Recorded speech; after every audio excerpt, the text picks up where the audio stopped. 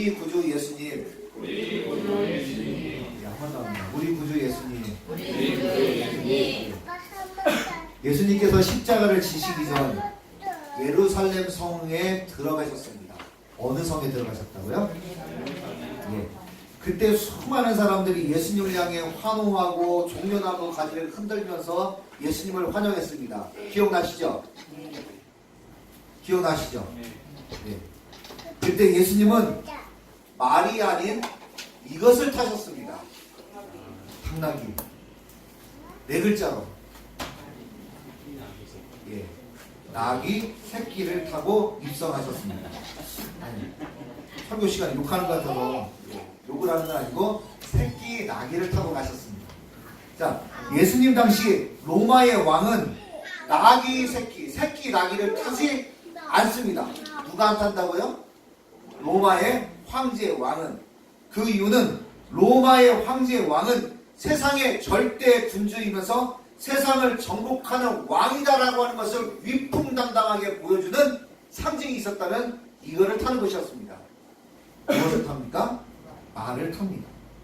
그래서 말을 타고 성에 들어간다는 것은 내가 막강한 힘을 가진 왕이다라고 하는 것을 상징하는 것입니다. 그런데 예수님은 예루살렘 성에 들어가실 때에 말이 아닌 새끼 나귀를 타고 입성을 하셨습니다. 그렇게 하신 데에는 이유가 있을까요? 없을까요? 반드시 이유가 있습니다. 그것은 뭐냐? 예수님은 로마의 황제 왕과 같이 힘으로 군림하는 왕이 아니라 겸손의 왕, 섬김의 왕이라고 하는 것을 세상 사람들에게 보여주시기 위해서 나귀 새끼를 타신 것입니다. 자, 마가복음 10장 45절에 인자가 온 것은 섬김을 받으려 함이 아니라 도리어 섬기려 하고 자기 목숨을 많은 사람의 대속물로 주려 함이니라. 예수님은 이 땅에 세상을 사람들을 섬기기 위해서 오신 왕이다. 바로 예수님은 섬김과 겸손의 왕이셨습니다. 그런데 놀랍게도 예수님께서 예루살렘 성에 새끼 나귀를 타고 입성하신 것은 우연이 아니라 벌써 예수님께서 활동하시기 전 520년 전에 하나님의 선지자 스가랴를 통해서 예언되었습니다. 그것이 오늘 본문 말씀 스가랴 9장 9절 말씀입니다. 시온에 따라 크게 기뻐할지어다. 예루살렘에 따라 즐거이 부를지어다. 보라, 내 왕이 내게 임하시나니 그는 공의로우시며 구원을 베푸시며 겸손하여서 나귀를 타시나니 나귀의 작은 것 곧 나귀 새끼니라. 그리고 이 말씀은 신약 성경, 즉 예수님이 활동하신 것을 제자들과 또 예수님의 활동을 기록했었던 마태, 마가, 누가, 요한복음, 즉 사복음서의 이 예언의 말씀을 모두 다 인용을 해서 예수님께서 실제로 새끼 나귀를 타고 예루살렘 성에 입성하였다. 그거는 겸손의 왕, 섬김의 왕으로 오셨다 라고 하는 내용을 마태, 마가, 누가, 요한복음, 사복음서에 다 기록하고 있습니다. 중요할까요? 안 중요할까요? 중요하다는 얘기입니다. 이 말씀을 통해서 우리는 예수님이 어떤 분인지, 또 우리는 예수님께서 어떤 마음과 생각으로 이 세상에 오셨는지를 우리는 깨달아야 합니다. 그렇다면 오늘 말씀이 우리에게 주는 영적인 교훈이 무엇인지 살펴보도록 하겠습니다. 첫 번째, 우리 구주 예수님은 같이 합니다. 찬양 받으시기에 합당합니다. 오늘 말씀은 이렇게 시작합니다. 시온에 따라 크게 기뻐할지어다. 예루살렘에 따라 즐거이 부를지어다. 무엇을 즐거이 불러야 될까요? 찬양을 즐거이 불러라. 자, 시온의 딸, 예루살렘의 딸은 한마디로 하나님의 백성들을 의미합니다. 자, 저를 한번 다시 보세요. 시온의 딸, 예루살렘의 딸, 이거는 하나님의 백성을 상징합니다. 이 뒤로 가면서 오늘 말씀을 드릴 텐데, 오늘 말씀을 들으면서 아마 또 이 말씀을 또 드립니다. 지금까지 신앙생활하면서 한 번도 이 내용을 들어보신 적이 없을 가능성이 매우 큽니다. 왜? 저도 신앙생활하면서 오늘 말씀으로 처음 들어봤습니다. 도대체 무슨 말씀입니까? 들어보시면 자, 본론 다시 돌아가세요. 시온의 딸, 예루살렘의 딸은 한마디로 하나님의 백성들을 의미합니다. 즉 하나님을 섬기고 예수님을 믿는 성도들을 가리킵니다. 성경은 말씀합니다. 우리를 하나님의 백성이 되게 하시고 성도가 되게 하신 이유가 여기 있습니다. 이사야 43장 21절 말씀에 이 백성은 내가 나를 위하여 지었나니, 같이 합니다. 나를 찬송하게 하려 함이니라. 우리를 지으신 하나님, 왜요? 하나님 우리를 통해서 찬송받으시기 원하시기 때문입니다. 하나님의 사랑과 은혜를 진정으로 깨닫는 사람은 전능하신 여호와 하나님을 찬양하지 않을 수 없습니다. 우리의 마음과 입술에서 찬양이 없다는 것은 주님께 감사하는 마음이 사라졌다는 것을 증명하는 겁니다. 찬양은 어른들만 하는 것이 아니라 어린아이도 찬양할 수 있습니다. 단지 주님께 감사의 마음만 있다는 어느 누구든, 흑인이든 백인이든 황인이든 아프리카 사람이든 아시아계 사람이든 저 아메리카 사람들이든 아무 상관이 없습니다. 우리에게 익숙한 찬송이 있습니다.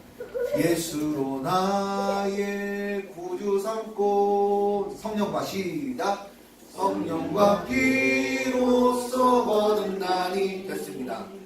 나의 영원하신 기억, 무엇보다 생명보다 귀하다. 자, 주의 음성을 내가 들으니 사랑하는 말일세. 자, 지금 세 개의 찬송을 불렀는데 다 아십니까? 모르십니까? 다 아시는 내용이죠? 자, 그런데 이 찬양의 가사를 지으신 분이 누구냐? 여인입니다. 여자분이세요. 여사님. 페니 크로스비라는 분입니다. 그녀는 생후 6주 만에 의료사고로 눈을 실명하게 되었습니다. 자기를 실명시킨 의사에게 나중에 페니 크로스비는 이렇게 편지를 썼습니다. 선생님, 감사합니다. 이상하게 생각할지 몰라도 정말 감사합니다. 볼 수 없어서 시에 전념할 수 있었습니다. 세상에 오염된 것을 볼 수 없어서 하나님께만 집중할 수 있었습니다. 시각장애인이 아니었다면 어떻게 이런 많은 찬송시를 제가 쓸 수 있었겠습니까? 우리 찬송가에는 이 페니 크로스비 여사의 찬송이 23개가 실려 있습니다. 그런데 실제로는 그보다 더 많습니다. 지구상에서 찬송시를 가장 많이 쓰신 분 누구요? 이 지구상이 존재하면서 가장 찬송시를 제일 많이 쓰신 분 누구실까요? 정답은 페니 크로스비입니다. 얼마를 썼느냐? 9,000개의 시를 썼습니다. 얼마나 큰 핸디캡을 갖고 있습니까? 본인이 실명하고 싶어서 실명한 것이 아니고 의료사고로 인해서 실명하게 됐는데 그것을 분노로 절망으로 가지지 않고 그것을 하나님을 향해서 보니까 하나님께 더 집중할 수 있는 은혜였다. 만약에 페니 크로스비 여사가 실명하지 않았다면 찬송시를 썼을까요? 안 썼을까요? 썼겠죠. 눈으로 보고 느끼는 것들을 더 아름답게 썼겠죠. 어떤 상황에서든 지극히 만족한다. 내게 능력 주신 주 안에서 내가 모든 것을 만족할 수 있는 능력을 가졌습니다. 라고 하는 것을 페니 크로스비 여사는 그렇게 살았습니다. 그래서 페니 크로스비 여사는 영혼의 찬양 전도자, 영혼의 찬양 전도자라는 호칭을 얻게 되었습니다. 성경은 말씀합니다. 야고보서 5장 13절, 너희 중에 고난당하는 자가 있느냐? 그는 기도할 것이요 즐거워하는 자가 있느냐? 그는 찬송할지니라. 오늘부터 다윗이 아니더라도 내가 페니 크로스비 여사가 아닐지라도 우리 교회 협동 목사 윤호기 목사님이 아닐지라도 우리만의 찬양시를 통해서 하나님께 영광을 돌리는 우리 주원교회 모든 성도들 되시기를 예수님 이름으로 축복합니다. 두 번째, 우리 구주 예수님은 우리를 구원하시는 왕이십니다.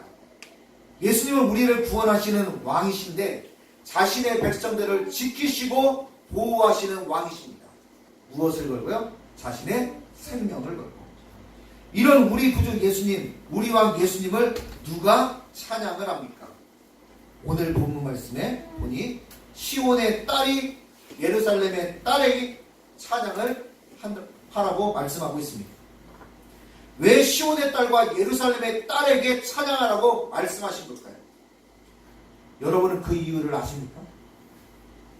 왜 하나님을 찬양하는데 시온의 딸, 예루살렘의 딸, 결론적으로 이건 똑같은 말이에요. 시온의 딸, 예루살렘의 딸에게 하나님을 찬양하라고 말했을까요? 아들은 안 됩니까? 아들은 찬양하면 왜 맞습니까? 시온의 아들들이여, 시온의 예루살렘의 아들들이여 여호와를 찬양하라 하면 안 되나요? 그런데 왜 시온의 딸, 예루살렘의 딸이라고 얘기를 했어요?